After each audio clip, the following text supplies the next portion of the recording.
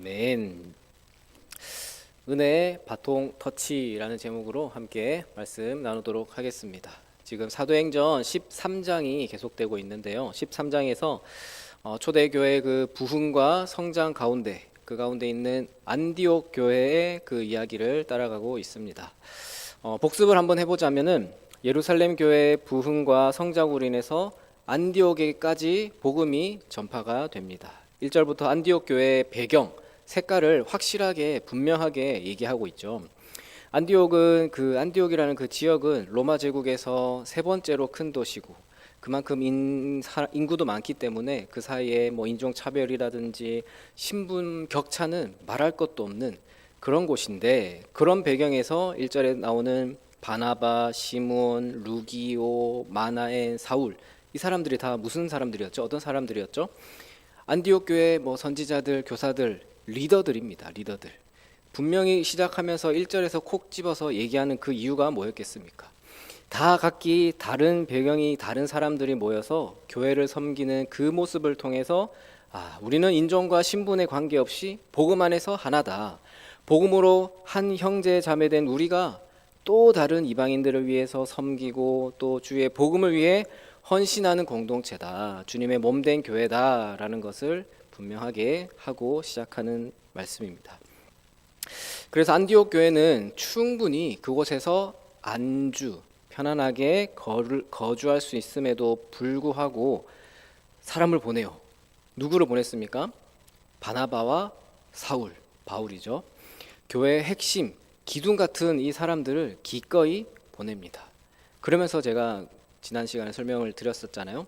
독수리가 새끼들이 자라면은 그 푹신푹신한 그 둥지를 지어 놓는데 깃털, 나뭇가지 하나씩 뽑아요. 뽑으면은 그 둥지가 뾰족하니까 불편하니까 내모는 겁니다. 또 절벽에서 밀어내고요. 왜냐하면 더 이상 여기가 너희가 안주할 안주지가 아니야. 더 넓은 세상으로 파송을 하는 것입니다.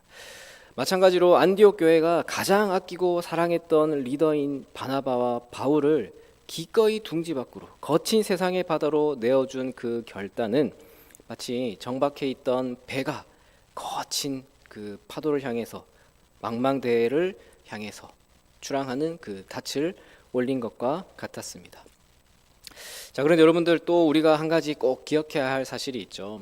그 사명의 배가 항구를 떠났다고 해서 늘 순풍이 부는 그런 참 순풍의 바다만 있으면 얼마나 좋겠습니까? 결코 그렇지 않다라는 거죠. 오히려 둥지 밖으로 나가는 순간 예상치 못한 거센 폭풍과 암초가 우리를 기다리고 있습니다. 자, 오늘 본문은 바로 그 파송의 현장에서 마주한 첫 번째 위기와 그 위기를 뚫고 선포된 위대한 복음의 능력을 증거하고 있습니다. 자, 그렇게 순종하여서 길을 떠난 바나바와 바울은 구브로 섬의 그 바보라는 곳에서 마술사 엘루마를 만납니다. 복음을 회방하던 그에게 바울은 형벌을 주잖아요. 너도 한번 당해봐라 라는 것처럼 똑같이 시력을 잃게 하는 그 징벌을 선포하는데, 근데 너도 당해봐라는 식의 똑같은 그런 단순한 저주가 아니었습니다. 바울 자신이 다메섹 도상에서 겪었던 그 어둠의 시간, 즉 자신의 교만이 꺾이고 영적인 눈을 뜨게 되었던 그 자비의 기회를, 내가 경험한 그 은혜의 기회를 너도 좀 경험했으면 좋겠어 라는 뜻에서 준 것이었죠. 결국 그 사건을 통해서 총독 서기오 바울이 주님께 돌아오는 그 복음의 승리를 맛보았습니다. 이제 항구를 떠난 배는 그렇게 구브로 섬을 넘어서 더 깊고 험한 소아시아 그 내륙 지방을 향해서 나아가고 있는 것이죠. 자, 그리고 오늘 본문으로 들어가는 관문인 13절을 보시면 참 아픈 기록이 나오고 있어요. 13절에서 바울과 및 동행하는 사람들이 바보에서 배 타고 밤빌리아에 있는 버가에 이르니 요한은 그들에게서 떠나 예루살렘으로 돌아가고 라고 합니다. 자, 안디옥을 떠나서 구브로 섬을 거치고 총독을 전도하는 그런 많은 일들을 그 사이에 맛보았어요. 영광을 맛보았던 이 선교 팀에게 첫 번째 위기가 찾아온 겁니다.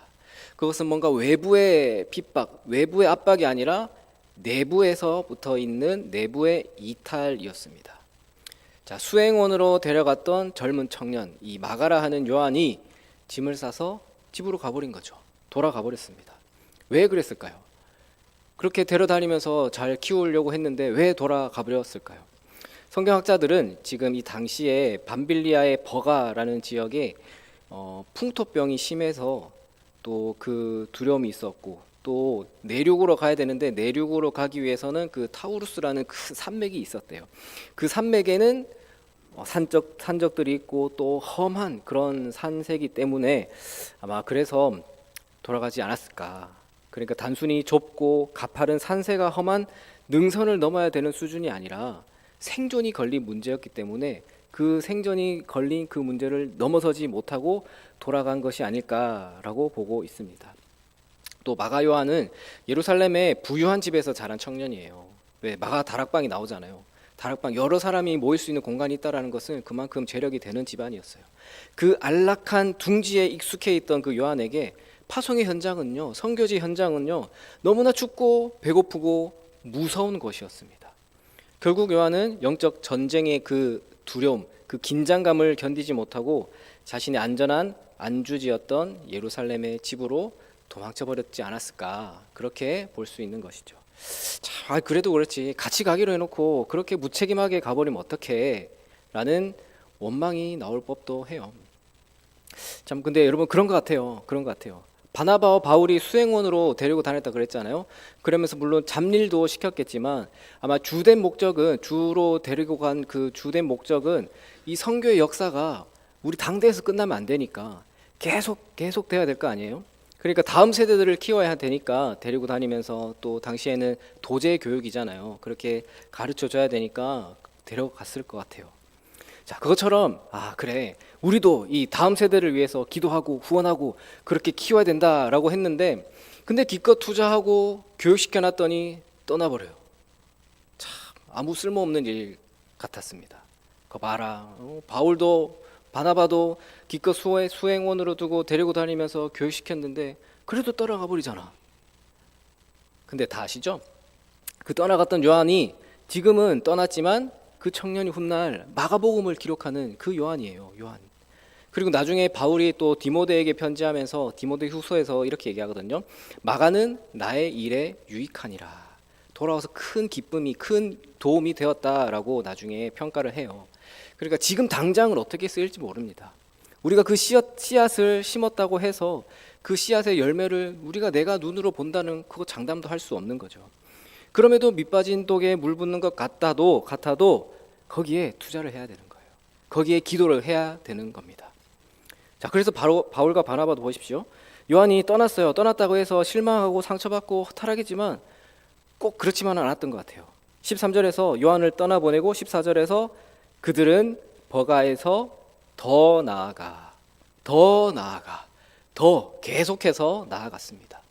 그리고 비시디아 안디옥, 그 아까 얘기했던 그 험한 산맥을 넘어서 드디어 비시디아 안디옥에 도착합니다. 자, 안디옥, 떠나온 것은 수리아 안디옥이고 지금은 비시디아, 그러니까 지명이 같지만 다른 곳이에요. 그 내륙에 있는 지역입니다.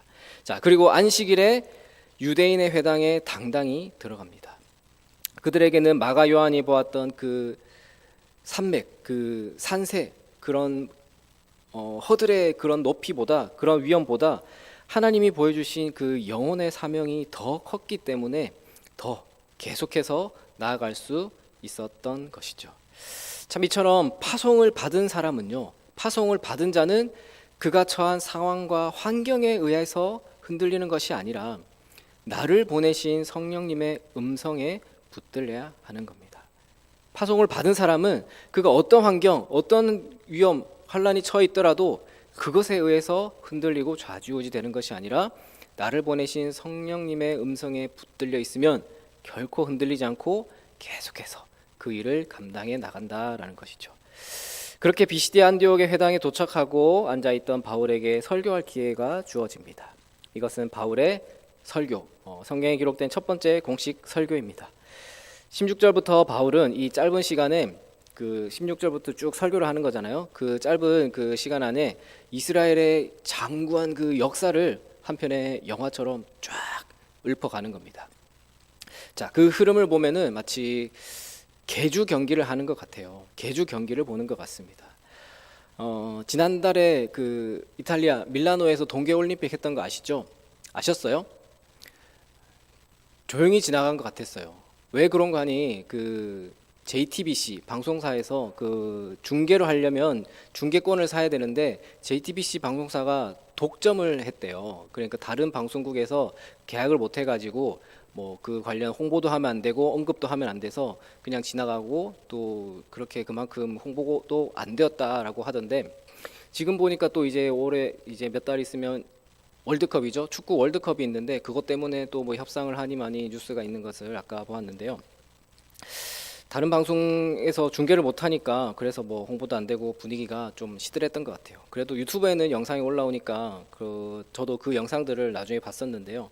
그때 쇼트트랙에서 계주 하잖아요. 계주 하면은 거기에 스타트가 참 좋은 선수가 있고 코너에서 빠르게 잘 도는 선수가 있고 또 직선 그 주로에서 빠른 선수가 있고 또 터치할 때 잘 밀어주는 그런 선수. 이렇게 각기 잘하는 포지션 그 특성에 맞게 순서를 짜서 이어 달립니다. 육상은 바통을 주고 뛰어가는 거지만 쇼트트랙에서는 터치를 해서 밀어주면서 바통 터치하는 거죠.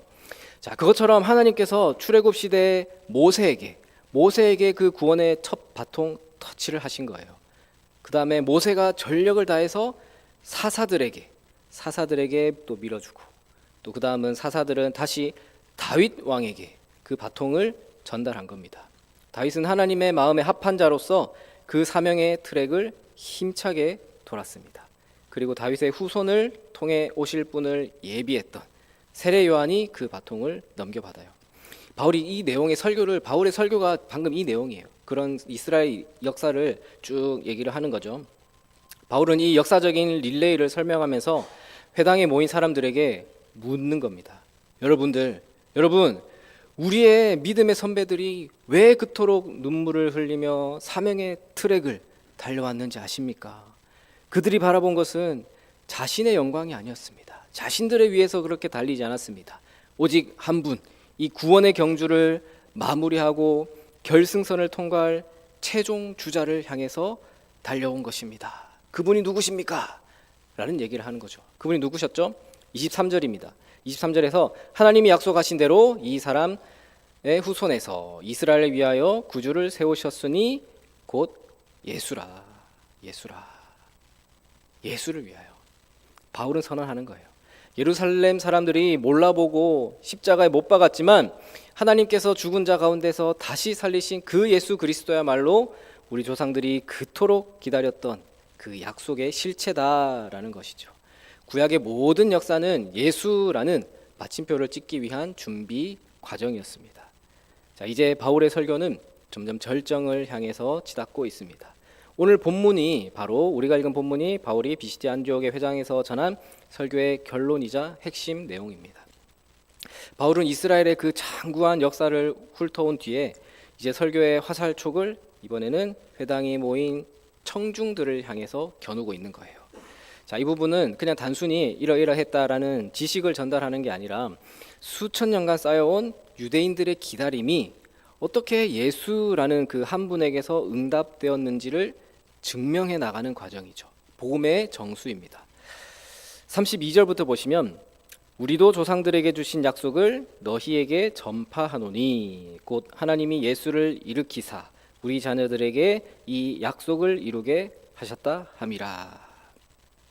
자, 바울은 먼저 구원의 역사가 인간의 노력이 아닌 하나님의 약속에서 시작되었다라는 것을 분명히 말하고 있습니다. 여기서 바울은 밑에 각주에 있죠. 성경책 보면 밑에 각주로 시편 2편 7절을 인용하는데요. 너는 내 아들이라 오늘 너를 낳았다 라는 표현을 인용을 하죠. 이 오늘 너를 낳았다라는 표현은 예수님의 생물학적인 탄생을 말하는 게 아닙니다. 이 표현은 당시 고대 근동에서 왕의 즉위식 때 울려 퍼졌던 선언입니다. 즉 하나님께서 십자가에서 죽으신 예수를 다시 살리심으로써 예수 그리스도께서 온 우주를 통치할 진정한 메시아이자 왕이심을 온 천하에 공식적으로 선포하는, 그러니까 즉위하는 그런 말씀입니다. 하나님은 약속을 잊지 않으셨고 부활을 통해서 그 약속의 도장을 꽉 찍으셨다라는 것이죠. 이어지는 34절부터 37절에서 바울은 아주 치밀한 비교를 통해서 유대인들에게 설교를 하고 있어요. 유대인들이 가장 존경하는 다윗 왕과 예수님을 비교해서 대조를 하는 거죠. 35절부터 보시면 주의 거룩한 자로 썩음을 당하지 않게 하시리라 하셨느니라. 다윗은 당시에 하나님의 뜻을 따라 섬기다가 잠들어 그 조상들과 함께 묻혀 썩음을 당하였으되 하나님께서 살리신 이는 썩음을 당하지 아니하였나니 라고 얘기를 하고 있어요. 바울은 또 여기도 밑에 각주에 있는 것처럼 시편 16편의 그 예언의 말씀을 가져온 거거든요. 하나님의 거룩한 자는 무덤에서 썩지 않는다라는 약속입니다. 근데 보십시오. 자, 위대한 다윗 왕도 죽어서 무덤에 묻혔고 그 육체는 흙으로 돌아가 썩었습니다. 근데 예루살렘 그 지척에는 여전히 다윗의 무덤이 있었습니다. 바울의 논리는 지금 명확한 거예요. 자, 그렇다면 시편의 이 예언은 다윗을 말하는 것이 아니라 다윗의 후손으로 오셔서 죽음을 이기고 부활하실 진정한 메시아를 가리키는 게 아니겠냐, 이 구절이 메시아를 가리키는 게 아니겠냐라고 반증을 하고 있는 것이죠. 예수는 죽음이라는 인류의 근원적인 부패와 한계를 깨뜨리신 분이다라는 의미입니다. 다윗이라는 인간 왕의 안주지를 넘어서 영원히 썩지 않는 하늘 왕으로서의 권세를 증명해 보이신 것이죠. 이제 바울은 이 모든 역사적 사실을 청중의 삶에 적용을 합니다. 그 사람들에게 적용을 하는 거죠. 이 부분이 오늘 설교에서 가장 중요한 이신칭의 들어보셨죠? 믿음으로 의롭다 칭함 받는다라는 그 핵심의 선포입니다. 39절을 보시면 또 모세의 율법으로 너희가 의롭다 하심을 얻지 못하던 모든 일에도 이 사람을 힘입어 믿는 자마다 의롭다 하심을 얻는 이것이라. 자, 회당에 앉아 있던 유대인들은요, 모세의 율법, 그 율법이라는 둥지가 자신들을 구원해 줄 안전한 그 둥지이자 항구라고 믿고 있었습니다. 하지만 바울은 그들의 그런 믿고 있는 그 구석을 깨부수는, 아주 뼈를 때리는 진리를 던지고 있는 것이죠. 율법은 너희가 죄인인 것을 가르쳐 줄 뿐이고 너희를 의롭다고 칭의해 줄 힘이 없어. 율법은 그런 힘이 없어 라는 그 얘기를 하는 거예요. 율법은 엑스레이 같은 거예요. 병원 가면 엑스레이 찍잖아요. 엑스레이 찍어보면은 뼈가 부러져 있으면 어떻게 그렇게 탁 부러져 있는지, 조각이 나 있는지 잘 보여요. 그러면 그거 확인을 했는데 그게 그렇다고 뭐 그걸로 끝이 아니잖아요. 그 다음 치료의 과정이 있어야 돼요. 자, 우리 인생에 부러진 그 양심과 죄의 문제를 율법은 엑스레이처럼 그냥 보기만 하고 치료를 하지는 못합니다. 자, 그런데 바울이 무엇을 선포합니까? 이 사람, 예수를 힘입어 믿는 자마다 내가 율법을 다 지켜서 의로워지는 것이 아니라 다 이루신 예수 그리스도를 힘입을 때 하나님은 우리를 의롭다고 불러 칭의해 주신다라는 것이죠. 이것이 우리가 평생 안주해온 자기 의의 둥지를 깨뜨리고 은혜의 바다로 나가야 할 이유입니다. 바울은 마지막으로 하박국 1장 5절을 인용하면서 강렬한 경고의 메시지를 던지고 있습니다. 41절에서 일러스되 보라 멸시하는 사람들아 너희는 놀라고 멸망하라. 내가 너희 때를 당하여 한 일을 행할 것이니 사람이 너희에게 일러줄지라도 도무지 믿지 못할 일이라 하였느니라. 하나님이 행하시는 이 기이하고 놀라운 구원의 역사, 즉 예수의 부활과 은혜의 복음을 듣고도 그저 비웃고 거절하는 자들에게는 심판이 기다리고 있다라는 것입니다. 나는 율법을 잘 지키니까 괜찮아 라고 안주하면서 복음을 멸시하는 자들은 결국 하나님이 행하시는 새 일을 보지 못한 채 멸망의 길로 갈 수밖에 없는 것입니다. 바울은 지금 청중들에게, 유대인들에게 이 위대한 은혜의 초대를 거절하는, 그 복음을 거절하는 어리석은 자가 되지 말라라고 권면을 하고 있는 것입니다. 오늘 바울의 이 서슬퍼런 이 설교는 비시디 안디옥 전체를 뒤흔들어 놓습니다. 그래서 이 다음 이제 뒤에 나올 본문에 그 다음 안식일에 어떤 일이 일어나냐면 44절 이하의 말씀을 보면은 온 시민이 거의 다 하나님의 말씀을 듣고자 모여드는 폭발적인 부흥이 일어납니다. 하지만 그렇게 빛이 밝으면 반대에 어둠은 또 그만큼 어두워지겠죠. 어둠의 반발도 심한 법입니다. 부흥의 현장에는 시기와 비방이 뒤따릅니다. 안주하려는 기득권 세력과 다시 파송을 받으려는 새로운 믿음의 사람들 사이에서 영적 전쟁이 치러지게 됩니다. 자, 오늘 본문의 이 설교가 끝난 후에 회당의 분위기가 참 은혜로웠던 것 같아요. 아주 분위기가 뜨거웠어요. 그래서 42절과 43절의 내용을 보면은 사람들이 바울을 붙잡고 다음 주에도 이 말씀을 해달라라고 간청을 합니다. 바울이 그래서 그런 그 사람들에게 마지막으로 권면을 하죠. 그래서 43절 마지막 부분을 보시면 항상 하나님의 은혜 가운데 있으라. 항상 하나님의 은혜 가운데 있으라라고 권합니다. 항상 하나님의 은혜 가운데 있으라. 이 말씀은 오늘 우리에게 주시는 하나님의 말씀인 줄 믿습니다. 그렇다면 항상 하나님의 은혜 가운데 있으려면 나의 공로라는 그 가짜 안주지를 벗어나야 되는 거예요. 떠나야 합니다. 우리가 그렇잖아요. 은연중에 내가 이만큼 봉사를 했으니, 내가 이만큼 헌신을 했으니, 이만큼 했으니까 하나님이 받으시겠지, 하나님이 나를 예뻐하시겠지, 그런 자기 공로라는 그런 안주의 영역에 머물고 맙니다.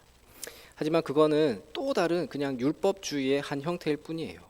우리의 의로움은 오직 예수 그리스도를 힘입을 때에만 완성이 되는 겁니다. 나의 부족함을 인정하고 전적으로 주님을 의지하는 것이 은혜 안에 머무는 삶입니다. 그래서 여러분들 이 은혜의 바통이라는 것을 소중하게 여기십시오. 모세로부터 시작되어서 다윗을 거쳐서 예수님이 완성하신 이 구원의 바통이 이제 우리 손에 들려 있는 거예요. 이 바통은 우리가 다 고이 싸서 금고에 넣어둬야 될 게 아니라 다음 주자에게 전달하기 위해서 오늘 나의 삶의 현장에서 내가 그 바통을 쥐고 전력 질주해야 되는 것입니다. 또 여러분들의 가정, 삶의 일터에서 사명의 파송지로 부름받았다라는 것을 꼭 기억하시기 바랍니다. 바울이 비시디아 안디옥 회당에서 복음을 전했듯이 여러분들도 가정에서 가족들에게 또 친척들에게 직장에서 어떤 일터에서 어디든지 항상 하나님의 은혜 가운데 있으라. 나에게도 주신 그 항상 하나님의 은혜 가운데 있으라는 그 말씀이 그곳에서도 항상 하나님의 은혜 가운데 있으라고 격려하면서 그 복음의 메시지를, 그 은혜를 흘려보내시기 바랍니다. 우리가 은혜의 바통을 쥐고 달릴 때 우리 삶의 항구는 더 이상 정체된 곳이 아니라 생명의 역사가 일어나는 출발점이 될 줄로 믿습니다. 그래서 사랑하는 우리 성도 여러분, 오늘 우리는 이 바울의 설교를 통해서 율법에는 한계가 있어요. 율법의 한계와 복음의 능력, 한없는 그 복음의 능력을 보게 됩니다. 마가 요한처럼 때로는 고난이 찾아올 때, 힘들 때, 그럴 때 도망치고 싶을 때가 있죠. 그렇게 도망치고 싶을 때도 있을 것이고, 또 유대인들처럼 내 삶에 참 익숙하잖아요. 그 익숙하고 또 종교적으로도 안주하고 싶은, 그렇게 머물고 싶을 때도 분명히 있을 겁니다. 그러나 주님은 오늘 우리를 파송하시는 거예요. 예수 그리스도께서 이미 죽음이라는 사망 권세를 무너뜨리시고 우리에게 승리를 안겨주셨습니다. 우리는 그 승리를 힘입어서 그 승리의 바통을 이어받아서 전력을 다하여 달려가야 되는 것이죠.